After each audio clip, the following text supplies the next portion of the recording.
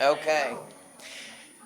Hello, this is Richard Curtin with another Rose Room Toilet interview with RuPaul's Season 4, RuPaul's Drag Race Season 4, and RuPaul's All-Star winner, Chad Michaels. How are you? Hey y'all, we're in the turlet. In the turlet at the Rose Room. There's no better place to be. All of the interviews happen here. I've seen them all. I watched them before I came down. It's very interesting. You got a good little gig going here in the turlet. I love the Rose Room Toilet interviews. Are my favorite thing to do. Well, I'm sure that there's a lot of legendary things that have gone down in this very turlet. Where are you from? I'm from California, but I could say turlet like I'm from the South. So you really are the pride of San Diego. I guess if that's what you want to call it. I don't know. I'm pride, shame, whatever. I just did what I did. How did you get started? I know that there's a lot of stuff that has happened in San Diego, and so how did you find out that you could be Cher? Well, it all happened when I went to the Brass Rail, which is a legendary club in San Diego. It's not so legendary now, but at the time it was the pinnacle of drag, and I went to see my first drag show there, and actually saw Dallas's own Onyx there, but also saw my drag mother Hunter for the very first time, and he performed Liza Minnelli and Annie Lennox that night, and I not only fell in love with him, but fell in love with the art of drag that night, and it's very clear cut in my mind. It's maybe not everybody has that luxury of going, oh, when was it? I know exactly when it was. It was amazing, 92-ish. Yeah. And you knew immediately that you were going to be a drag superstar. Well, I told him that night. He took me upstairs to the dressing room, and I said, well, I want to do Madonna. And he said, oh, you want to do Madonna? I said, okay. I said, well, I don't know, but I said, I want to do it. And I said, I know I could do it as good as you. Just right straight up, girl, just like that. And, it was a beautiful, beautiful relationship from there on out. So. And you do many impersonations. You don't just do Cher. You do Celine. And do you have a favorite? Yeah, over the years I've done a lot of people who I probably shouldn't be doing. My favorite, obviously, is Cher. It's been a 20-year love affair with the lady. Actually, longer than that. Even before I started doing her, I loved her.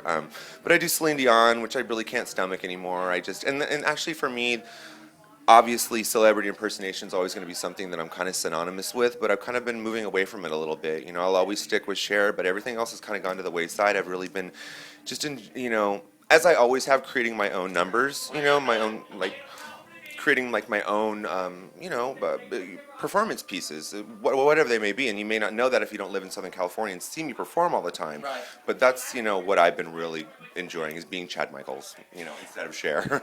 Are you inspired by any particular female impersonator? I'm inspired just daily by the spirit of the drag queen. And I mean, that comes from, the girls I work with in LA at the Dream Girls, to all of the incredible people that I've met across the country this year, traveling and performing.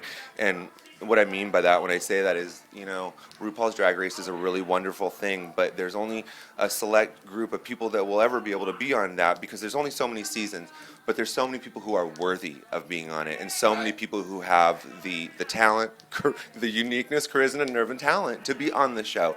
And that's where I love to see these kids who, they don't have Drag Race as a crutch. They're just themselves out there working their ass off, being the queen they want to be, and and being out and being themselves. And that's where I get a lot of inspiration from. That's fabulous.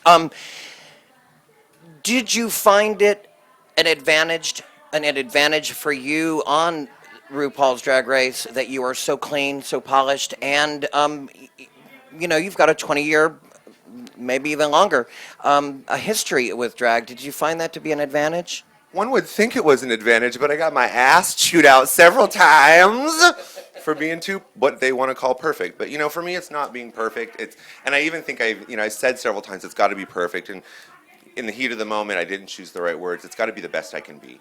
And for me, that's what it's always been. And you can ask anybody who knows me that I've always said it's really easy to go out on stage and be a train wreck.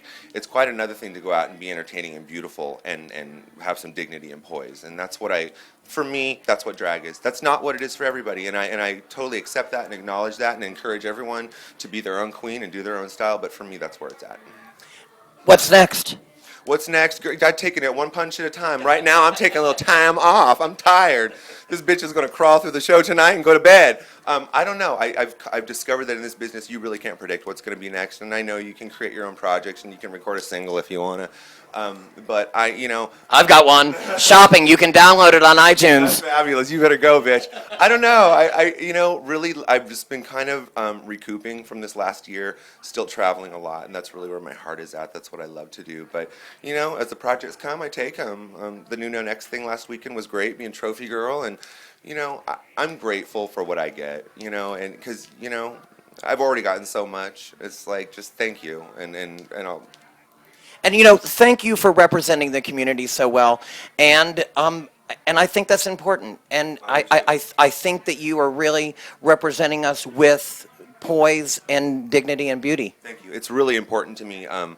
There's like I said, there's a lot of personalities in this business, and there's a lot of good people. There's also a lot of assholes, and we all know who they are.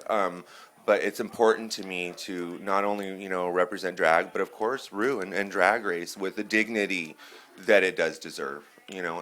Because Rue's done a lot for us, and when I go out on the road, I keep that in mind. I keep my shit together, clean act. I owe him that much. Ladies and gentlemen, Chad Michaels from RuPaul's Drag Race, thank you very much for joining us here in the Rose Room. We've been trying to get you for a very long time, and I'm really excited to have you here for the Purple Party in Dallas, Texas. You've been listening to Just Keep Breathing, and this is the Rose Room Toilet Interview with Chad Michaels. Stop cutting logs, girl. We gotta go. Bye. That was fun. Thank you. Thank you, guys. There it is. Stop. Nope. You got to get rid of that.